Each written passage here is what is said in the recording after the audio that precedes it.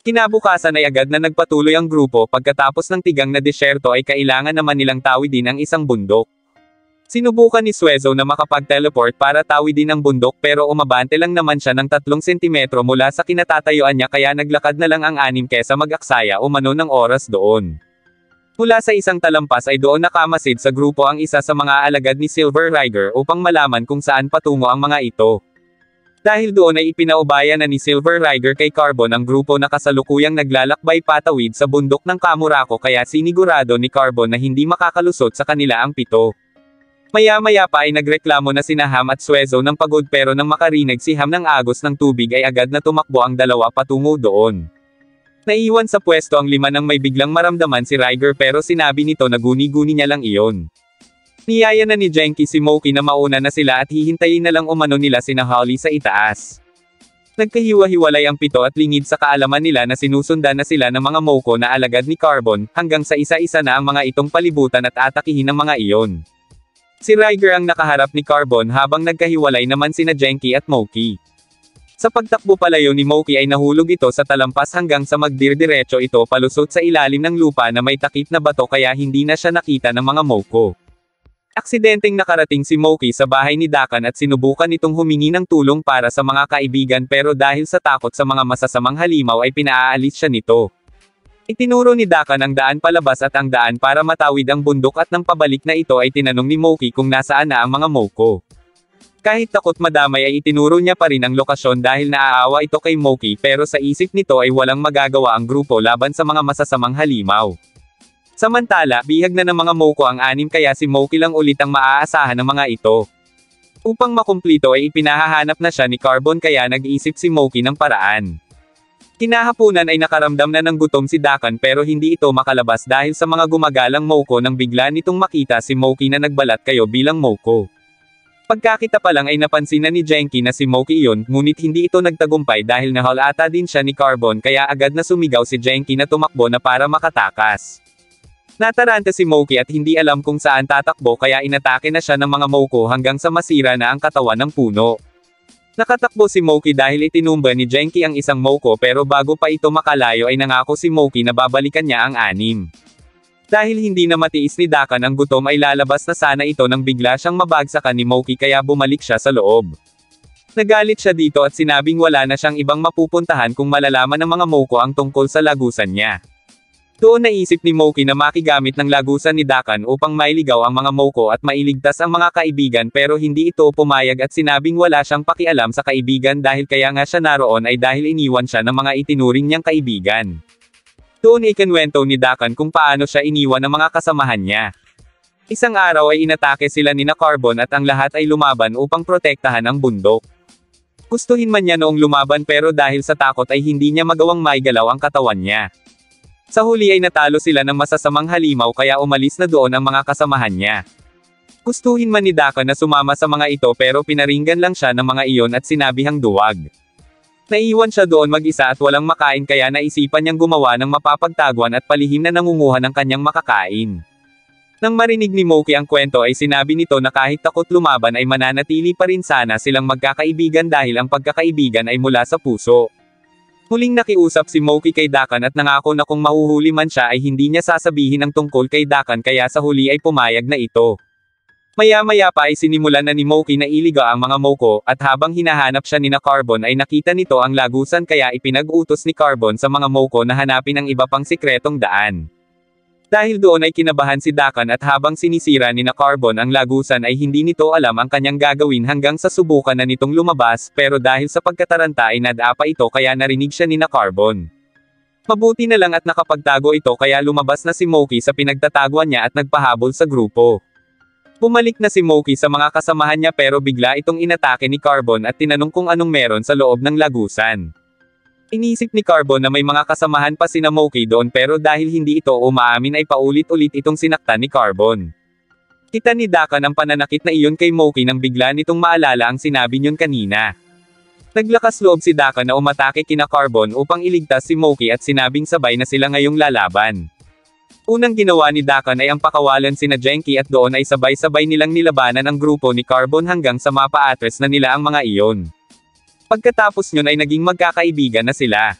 Kinabukasan ay nagpaalam na ang grupo kay Dakan dahil mas pinili nitong manatili sa bundok upang pabalikan na doon ang mga kasamahan niya. Natuwa si Moki at sinabing naniniwala siyang magagawa iyon ni Dakan kaya nagpatuloy na ang mga ito sa paglalakbay at sinabing balang araw ay magkikita pa sila muli ni Dakan. Nakarating kay Silver Riger ang balitang nakatawid na sa bundok ang grupo at patungo umano ang mga iyon sa gawin ng lawa. Nakaramdam na ng gutom at pagod ang grupo kaya nang makita ng mga ito ang lawa ay nagpahinga muna sila doon. Tinampian muna ni Genki ng basang towel ang paa ni Holly at napagdesisyonan ng mga ito na doon na magpalipas ng gabi. Nagyaya ng kumain si Suezo pero tanging sabaw lang ang pagkain nila kaya hindi naibsan ang gutom nila. Wala silang magawa dahil iyon na lang ang tanging meron sila kaya sinubukang mag-isip ni Genki kung saan sila makakakuha ng makakain doon nang biglang may lumitaw na isda mula sa lawa. Dahil doon ay naisip nilang mangisda kaya agad na gumawa ng pamangwit ang mga ito gamit ang sanga. Aksidente ring may nahulog na mga nyog kaya naisip ni Ham na ipagbenta yon sa bayan upang magkapera sila. Pero sa ngayon ay pagkain muna ang dapat nilang unahin dahil malapit ng dumilim. Dahil takot si Golem sa tubig ay sinabi nitong maghahanap na lang siya ng mas marami pang mga nyog bilang tulong. Nag-umpisa ng mamangwit ang mga ito pero lingid sa kaalaman nila na bukod sa mga isda ay may nilalang na naninirahan din sa lawa. Nagpaunahan pa ang mga ito kung sino ang mauunang makahuli sa kanila ngunit inabot na sila doon ng paglubog ng araw at ni isa ay wala pa silang nakukuha. Dahil sa inis ni Moki ay idinudol na nito ang pamangwit at doon pa ito nakakuha ng isda bagay na ikinatuwa ng grupo kaya ginaya nila ang ginawa ni Moki. Ngunit wala na silang iba pang nakuha kaya paghahati-hatian na lang nila ang isang pirasong isda. Pinag-isipan ng mga ito kung paano hahatiin ang isda nang biglang mabaling ang atensyon ng mga ito sa padating na si Golem at doon ay agad na kinain ni Suezo ang isda.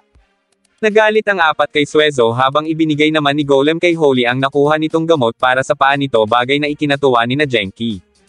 Maya-maya pa ay nakatulog na ang mga ito nang biglang magising si Golem dahil sa tunog na narinig nito. Hinanap ni Golem ang pinaggagalingan yon at nagulat ito nang makita ang isang sirena na tumutugtog. Nagpakilala ito bilang Undyne at tinanong nito si Golem kung maaari ba silang maging magkaibigan dahil mag-isa lang umano ito sa lawa. Niyaya rin ito si Golem sa lawa pero hindi pumayag si Golem dahil takot ito sa tubig. Doon ipinakita ni Undyne kung gaano kaganda sa tubig at kung gaano siya nalulungkot dahil walang ibang nakakakita ng gandang iyon. Alam ni Golem ang pakiramdam ng mag-isa dahil naranasan niya iyon noon kaya sinabi nito kay Undyne na simula ngayon ay magkaibigan na sila. Natuwa si Undyne at hiniling na manatili na lang doon si Golem pero tumanggi ito dahil naglalakbay sila at kailangan na nitong umalis bukas. Gayunpaman, nangako si Golem na babalik siya doon at magkikita silang muli. Bilang tanda ng kanilang pagkakaibigan ay sinabi ni Undyne ang sekreto na may lumilitaw na maliit na isla sa Loang iyon tuwing umaga at naiipon doon ang mga isda kaya kapag sinabi umano yun ni Golem sa mga kaibigan nito ay tiyak matutuwa ang mga iyon. Pagkatapos ay bumalik na si Undyne sa ilalim ng tubig. Kinabukasan ay natuwa si na Genki dahil nagawa ng langis ni Ham ang mga nyog at gumaling na rin ang paa ni Holly. Nagpasalamat ito kay Golem pero napansin nilang malalim ang iniisip nito. Napansin naman ni Suezo ang lumitaw na lupa sa lawa na siyang tinutukoy ni Undyne kagabi. Marami nga ang isda sa tapat na iyon kaya mamimingwit na sana sina Moki pero pinigilan ito ni Riger at sinabing maaaring patibong iyon ng masasamang halimaw.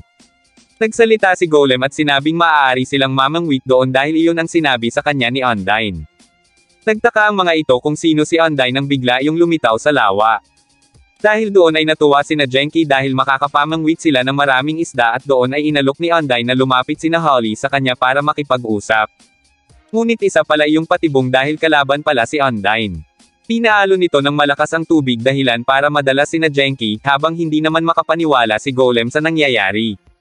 Tanging sina Riger at Holly lang ang nakaahon mula sa malakas na pag-alo ng tubig sa lawa kaya sila ang unang inatake ni Undyne. Nagawa nitong mahawakan ang paa ni Riger at pilit hinihila papunta sa lawa kaya sinabi ni Genki kay Moki na atakihin ang gitna ng puyo ng tubig. Nagtagumpay si Moki kaya nang makalaya ay agad na inatake ni Riger si Undyne na siyang nagpabalik dito sa ilalim ng lawa. Maya-maya pa ay muli yung lumitaw at muling umatake sa grupo gamit ang humahaba nitong kamay pero hinila lang ito ni na Genki papunta sa lupa at doon pinagtulungang atakihin. Hindi matiis ni Golem ang kanyang nakikita kaya agad itong tumayo upang harangan ang pag-atake ni Riger at doon sinabi nito na kaibigan niya si Undyne.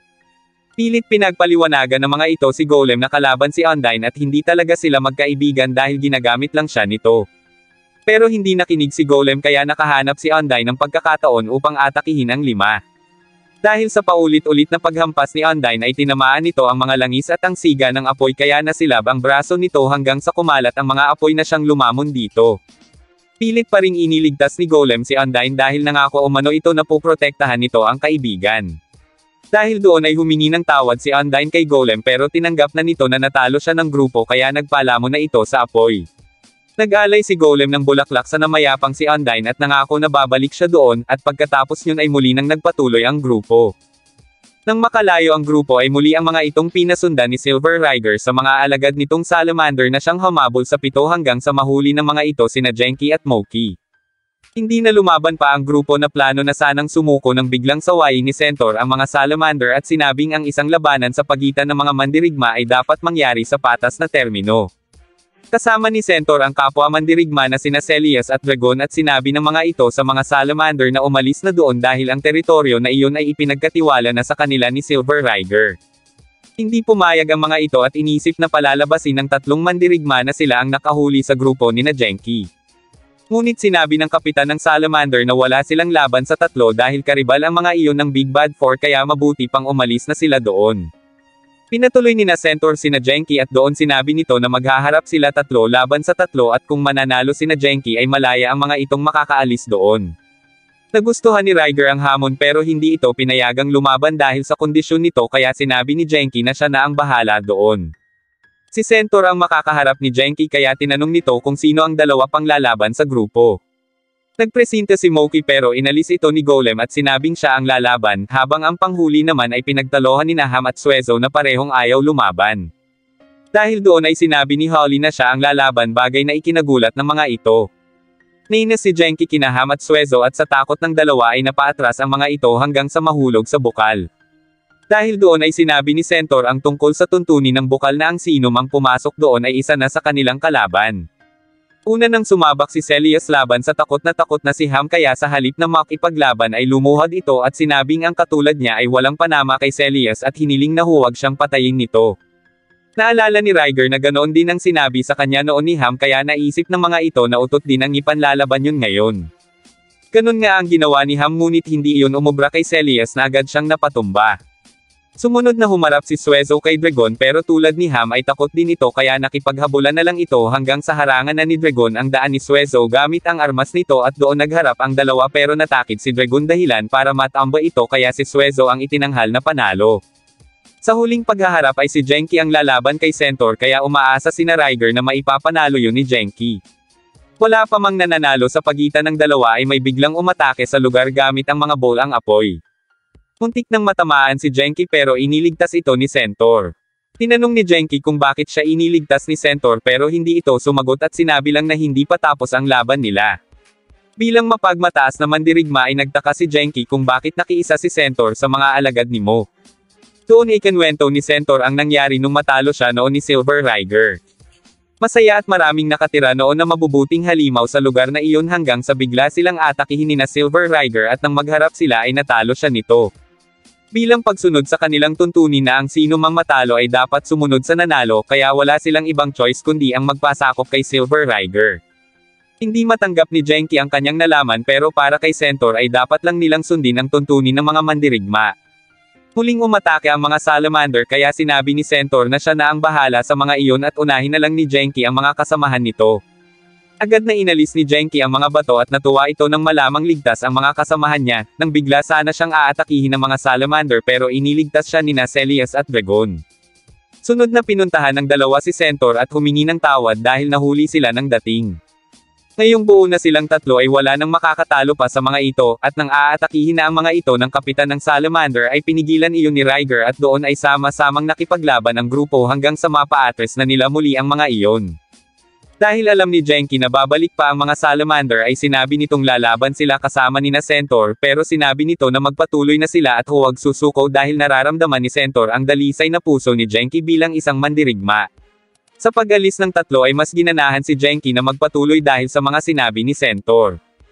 Habang nasa daan ay inabot sila ng malakas na bagyo kaya agad na sumilong ang mga ito sa ilalim ng malaking puno. Nagtuyo sila ng kani-kanilang katawan pero naina si Ham kay Riger dahil natalsikan ito sa pagkawag kaya sinadya rin niyang matalsikan ito, at dahil doon ay nagtalo ang dalawa hanggang sa mabiyak ang malaking puno dahil sa pagtama ng malakas na kidlat.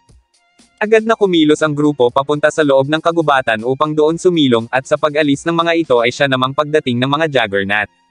Napansin ni Holly ang mga lumang gusali kaya pinasok nila iyon upang doon sumilong. Nakita nila doon ang isang lumang robot pati na rin ang computer na sinubukan ni Genki kung gumagana. Gumana iyon at doon nila nalaman na ang robot na iyon ay tinatawag na Merkaba at ang gusaling iyon ay pagawaan ng mga robot. Biglang dumating sa gusali ang mga Juggernaut na agad na umatake sa grupo sa ilalim ng utos ni Silver Riger. Sa paglalaban ng mga ito ay tinamaan ng mga Juggernaut ang Merkaba kaya umilo ito at nabuhayan. Bilang ganti ay isa-isa nitong pinatay ang mga Juggernaut hanggang sa maubos ang mga ito. Pagkatapos nyon ay ang 7 naman ang nilapitan nito upang umatake kaya sinubukan iyong labanan nina Riger at Golem pero wala ang mga itong nagawa dahil sa sobrang lakas nito. Inisip ni Ham na iyon ang tinutukoy noon ng Monolith na sinaunang sandata, nang bigla na naman iyong umatake sa kanila. Sinubukan yung pigilan ni Genki at sinabing hindi sila kalaban pero tuloy pa rin ito kaya inisip ni Ham na baka sira na iyon dahil hindi na nito alam kung sinong kalaban at hindi. Dahil wala talaga silang laban doon ay lumabas na sila sa gusali at tumakbo palayo. Inisip ng mga ito na ligtas na sila at mawawala na rin iyon ng enerhiya maya-maya. Para makasigurado ay inihagis ni Golem si Suezo upang makita kung nasaan na ang Merkaba pero biglang nagkasalubong ang dalawa dahil sinusundan pa pala sila nito. Huling tumakbo ang grupo papasok sa kagubatan habang nag-iisip ng paraan. Dahil malaki ang Merkaba ay kailangang malaki rin ang ipantapat nila kaya nakaisip ng paraan si Ham. Bumalik sila sa gusali upang doon isagawa ang kanilang plano. Si Genki ang nagsilbing tagagambala sa Merkaba upang mapasunod ito papasok sa gusali at doon buong lakas na hinampas ni Golem ang gusali na siyang naging dahilan ng pagguho nito. Inakala ng mga ito na natapos na nila ang robot pero muli yung lumitaw at umatake sa kanila. Isa-isa muling umatake ang mga ito na lalong ikinagalit ng Merkaba. Dahil doon ay sinisi ni Suezo si Ham dahil sa palpak na ideya ng kuneho habang unti-unti na itong lumalapit sa kanila. Nang mapalingon ay napansin ni Genki ang piraso ng kahoy at naalala nito ang nangyari sa malaking puno ng tinamaan iyon ng kidlat. Kinuha yun ni Genki at sa tulong ni Golem ay nagawa niya iyong itusok sa robot. Nang muling kumidlat ay tumama iyon sa Merkaba na siyang naging dahilan ng pagbagsak nito. Muli nilang pinanood sa computer ang pinagmula ng Merkaba na siya sanang tatapos sa digmaan kaya nang hinayang si Genki sa pagkasira ng robot dahil maganda sanang armas iyon at siguradong magiging magkaibigan umano sila. Sa muling pagsikat ng haring araw ay nagpatuloy na ulit ang grupo, habang ibinalita naman ng isang Keroberso kay Silver Riger ang nangyari. Hindi ito makapaniwala na nakaligtas pa rin ang kanyang kapatid kaya inisip nito na siya lang siguro ang tanging makakatalo dito. Maya-maya pa ay napahinto si Riger dahil napansin nitong nag-iba ang ihip ng hangin. Sumapit ang gabi at habang natutulog ay napanaginipan ni Riger ang kapatid niya kung paano niya iyong tinuro ang tumayo sa sariling paa na hindi nito kailangan ng tulong ng iba kapag wala na siya. Nang magising si Riger ay napangiti na lang ito dahil sa masasayang alaala nila noon. Pagsikat ng araw ay inalam na ni Holly ang direksyong tatahakin nila nang biglang may mapansin si Suezo na papalapit sa kanila. Isa iyong Cerberus na naatasang magdala ng mensahe sa grupo mula kay Silver Riger. Ipinasasabi umano ni Silver Riger na nais nitong ayusin ng personal ang mga bagay-bagay kaya kung tatanggapin iyon ng grupo ay ihahatid niya ang mga ito papunta kay Silver Riger. Matapang na tinanggap ni Genki at Moki ang alok pero sinabi ng Cerberus na tanging si Riger lang ang ipinagbilin sa kanya ng amo niya. Pumayag si Riger pero tumutol ang mga kasamahan nito dahil sinungaling ang mga masasamang halimaw at mahilig gumawa ng patibong. Hindi na yun inisip ni Riger at sinabing kung patibong nga iyon ay lalaban siya hanggang kamatayan. Isa pa ay ayaw niyang madamay pa ang mga kasamahan niya sa pagitan nila ng kapatid niya kaya nakiusap ito na hayaan na lang siyang mag-isa. Nang makaalis ang dalawa ay palihim ang mga itong sinundan ni na Genki, at sa pamamagitan ni Suezo ay nalalaman nila kung saang gawi pumunta ang mga ito. Nang matano ni Riger ang mayelong bundok ay naalala nito noong panahong nakikipaglaban sila ni Silver kay Mo at wala siyang nagawa ng dalhin ni Mo ang kapatid niya dahil sa sitwasyon niya. Nakarating na si Riger sa bundok at sa wakas ay nakaharap niya na muli ang kapatid niya na malaki ang galit sa kanya dahil sa paniniwalang naduwag siya noong kunin ni Mo si Silver. Pinabulaanan yun ni Riger at sinabing nilinlang lang ni Mo si Silver para mapuno ng galit ang puso nito at sumapi sa kasamaan ng mga iyon. Hindi yun pinaniwalaan ni Silver bagkus inatake pa nito ang kanyang kuya na napapalibutan din ng mga alagad niya. Sinabi ni Silver na bibigyan niya ng pagkakataon si Riger kung luluhod ito sa harap niya at maging isa sa mga alagad niya. Hindi pumayag si Riger at sinabing hindi pa rin talaga nagbabago si Silver dahil mapuusok pa rin ang pamamaraan nito, bagay na ikinagalit ng kapatid niya kaya pinasugod siya nito sa mga Cerberus. Biglang dumating doon sina Genki at sinabing kasinungalingan na naman ang sinabi ng masasamang halimaw. Tumawa lang si Silver at sinabing maraming sinabi sa kanya si Riger tulad ng nais umano nito na magsilbi sa kanya at bilang kapalit ay isusuko nito ang 6 sa kanya. Mas natawa sina Genki dahil alam nilang hindi yun masasabi ni Riger. Dagdag pa ni Holly na kung maniniwala sila kay Silver ay maalin sa hindi nila lubos na kilala si Riger o hindi nila kayang pagkatiwalaan si Riger bilang kaibigan nila. Nakiusap si Genki na magkaayos na ang magkapatid pero nagmatigas si Silver Riger at ipinaatake ang grupo sa mga alagad nito. Habang kinakalaban ng 6 ang mga Cerberus ay hinarap naman ni Riger ang kapatid niya. Inilabas ng dalawa ang kanilang buong lakas sa laban na iyon at doon ay naghamon si Silver na gamitin nila ang parehong teknik upang makita kung sino talaga ang mas malakas sa kanila. Pumayag si Riger pero simula pa lang ay nandaya na si Silver pero sinabi nito na ayos lang yun basta ang mahalaga ay manalo. Muling umatake si Silver pero hinahayaan lang ito ni Riger at hindi lumalaban. Tutulong na sana sina Genki pero pinigilan ito ni Riger at doon sinabi ni Silver na pasalamat pa siya na kinuha siya ni Mo dahil tinulungan siya niyo na mailabas ang kanyang bagong kapangyarihan. Muling binigyan ni Silver ng pagkakataon si Riger na sumapi sa kanila pero dahil hindi pa rin ito pumayag ay inatake na ito ni Silver at sinabing mas malakas na siya ngayon kesa kay Riger. Tinatanggap lang ni Riger ang bawat atake ni Silver at sinabing kung ang kamatayan niya ang makapagpapasaya dito ay pumapayag siya basta huwag madadami ang mga kaibigan niya.